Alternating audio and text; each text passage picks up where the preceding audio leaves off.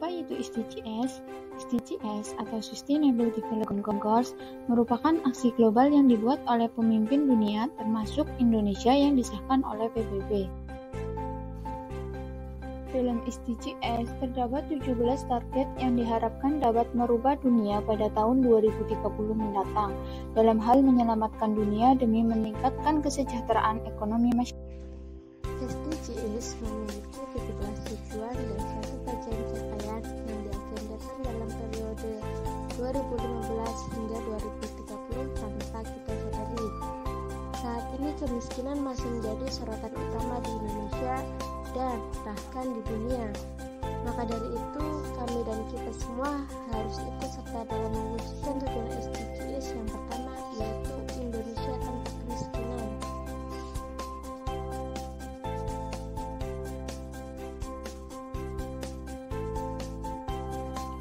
Kemiskinan masih menjadi problem di berbagai negara di dunia ini, sehingga penghilangan kemiskinan dan kelaparan pada tahun 2030 menjadi tulang punggung dari tujuan agenda pembangunan berkelanjutan. Kali ini, kita akan mengajak kalian jalan-jalan ke kota untuk melihat bagaimana kemiskinan di perkotaan. Kawasan perkotaan atau uban adalah wilayah yang mempunyai kegiatan utama, bukan pertanian, dengan susunan fungsi kawasan sebagai tempat pemukiman, perkotaan, pemusatan, dan distribusi pelayanan jasa pemerintahan, pelayanan sosial, dan kegiatan ekonomi. Kompleksnya, kegiatan di perkotaan menjadi faktor penarik banyak masyarakat pedesaan untuk berpindah ke perkotaan dengan tujuan yang bervariasi, seperti untuk memperoleh pekerjaan atau kehidupan yang lebih baik, untuk memperoleh pendidikan, meningkatkan status sosial, menikmati fasilitas pelayanan berwisata, dan lain-lain. Perpindahan penduduk dari pedesaan ke perkotaan sering disebut sebagai urbanisasi, di mana urbanisasi disinyalir dapat meningkatkan kemiskinan di perkotaan karena adanya kecenderungan masyarakat desa yang berangkat ke kota dengan tujuan ekonomi hanya bermodalkan kepada kenikmatan semata tanpa adanya keterampilan, serta tingkat pendidikan yang mumpuni untuk mengikuti persaingan di kota yang begitu kebab. Sehingga tanpa keahlian serta pendidikan yang tinggi membuat sebagian dari mereka yang memiliki modal pas-pasan beralih ke sektor informal seperti halnya menjadi pedagang asongan, PKL, dan sebagainya. Sebagian lainnya jatuh ke dalam perangkap kemiskinan, menjadi masyarakat kota pinggiran tanpa memiliki pekerjaan dan hidup sebagai pengangguran. Ada yang menjadi gelandangan, ada yang menjadi pengamen, hingga bahkan ada yang bertindak kriminal di dalam kehidupan sehari-hari. Umumnya, ada beberapa hal yang harus dihadapi masyarakat miskin di perkotaan. Yang pertama ialah kepemilikan dan akses terhadap tanah yang sulit dan sangat terbatas. Pernyataan tanah perkotaan yang unik dan harga tanah yang tinggi sangatlah menekan, sehingga masyarakat miskin perkotaan cukup menderita. Hal ini menyebabkan banyak masyarakat miskin di perkotaan pada umumnya tinggal di tempat yang ilegal atau pada lahan milik negara tanpa izin. Yang kedua ialah tempat tinggal mereka umumnya tidak layak.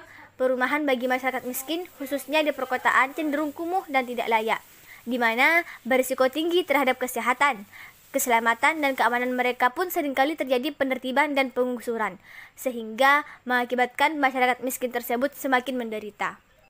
Yang ketiga ialah tingkat kesehatan. Secara umum, masyarakat perkotaan memiliki akses yang relatif lebih baik untuk mendapatkan fasilitas kesehatan. Namun, tingkat kesehatan masyarakat miskin di perkotaan belum tentu lebih baik karena adanya gizi yang buruk, sanitasi yang buruk, dan perilaku hidup yang tidak sehat. Yang keempat ialah status pekerjaan yang tidak menentu dan tingkat pengangguran yang tinggi.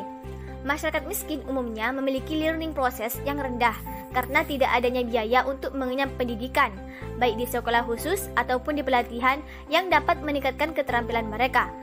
Keterbatasan keterampilan ini menyebabkan kebanyakan masyarakat miskin tetap mengambil jenis-jenis pekerjaan yang hanya menghasilkan uang tanpa bersifat produktif. Bahkan ada juga masyarakat yang menganggur. Dan yang terakhir ialah sangat terbatasnya akses fasilitas dasar. Kaum miskin perkotaan umumnya cuma tercukupi kebutuhannya atas pelayanan dasar seperti listrik, sanitasi saluran air, dan akses jalan. Kondisi ini terjadi karena kurangnya bantuan dan penanganan dari pemerintah, baik berupa pemeliharaan maupun investasi baru atas infrastruktur lingkungan yang diperlukan masyarakat setempat. Dalam melakukan manajemen terhadap permasalahan kemiskinan kota, perlu dipilih strategi yang dapat memperkuat peran dan posisi perekonomian masyarakat dalam perekonomian nasional, sehingga terjadi perubahan secara struktur yang meliputi pengalokasian sumber daya, penguatan kelembagaan, dan pemberdayaan sumber daya manusia.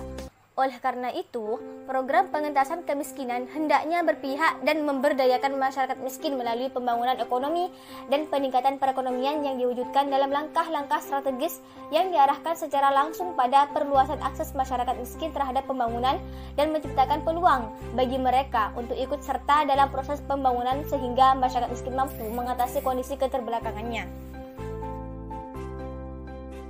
Karena tidak adanya biaya untuk mengenyam pendidikan, baik di sekolah khusus ataupun di pelatihan yang dapat meningkatkan keterampilan mereka. Keterbatasan keterampilan ini menyebabkan kebanyakan masyarakat miskin tetap mengambil jenis-jenis pekerjaan yang hanya menghasilkan uang tanpa bersifat produktif. Bahkan ada juga masyarakat yang menganggur. Dan yang terakhir ialah sangat terbatasnya akses fasilitas dasar. Kaum miskin perkotaan umumnya cuma tercukupi kebutuhannya atas pelayanan dasar seperti listrik, sanitasi saluran air, dan akses jalan. Kondisi ini terjadi karena kurangnya bantuan dan penanganan dari pemerintah, baik berupa pemeliharaan maupun investasi baru atas infrastruktur lingkungan yang diperlukan masyarakat setempat. Dalam melakukan manajemen terhadap permasalahan kemiskinan kota, perlu dipilih strategi yang dapat memperkuat peran dan posisi perekonomian masyarakat dalam perekonomian nasional, sehingga terjadi perubahan secara struktur yang meliputi pengalokasian sumber daya, penguatan kelembagaan, dan pemberdayaan sumber daya manusia. Oleh karena itu, program pengentasan kemiskinan hendaknya berpihak dan memberdayakan masyarakat miskin melalui pembangunan ekonomi dan peningkatan perekonomian yang diwujudkan dalam langkah-langkah strategis yang diarahkan secara langsung pada perluasan akses masyarakat miskin terhadap pembangunan dan menciptakan peluang bagi mereka untuk ikut serta dalam proses pembangunan sehingga masyarakat miskin mampu mengatasi kondisi keterbelakangannya.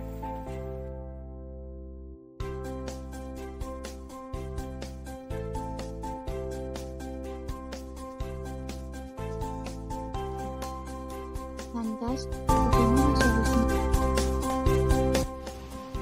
1. Pembangunan sumber daya manusia. Sumber daya manusia merupakan investasi insani yang memerlukan biaya yang cukup besar, diperlukan untuk mengurangi kemiskinan dan meningkatkan kesejahteraan masyarakat secara umum. Maka dari itu, peningkatan lembaga pendidikan, kesehatan, dan gizi merupakan langkah yang baik untuk diterapkan. Yang kedua, melaksanakan desentralisasi untuk memperbaiki kepemerintahan yang pro-miskin, investasi, dan pengeluaran pemerintah baik pusat dan daerah tertentu yang terfokus pada pengentasan kemiskinan serta penyediaan infrastruktur untuk peningkatan mobilitas, aksesibilitas, dan lingkungan bagi masyarakat. 3. Redistribusi pendapatan secara lebih baik. Negara akan ikut bertanggung jawab terhadap mekanisme distribusi dengan mengedepankan kepentingan umum daripada kepentingan kelompok atau golongan, lebih-lebih kepentingan perorangan. Dengan demikian, sektor publik yang digunakan untuk kemaslahatan umat jangan sampai jatuh ke tangan orang yang mempunyai visi kepentingan kelompok, golongan, dan kepentingan pribadi. Nah, yang terakhir yaitu pembangunan infrastruktur negara. Pembangunan infrastruktur menyediakan fasilitas-fasilitas publik yang berhubungan dengan masalah optimalisasi distribusi pendapatan, seperti sekolah, rumah sakit, lapangan kerja, perumahan, jalan, jembatan, dan lain sebagainya.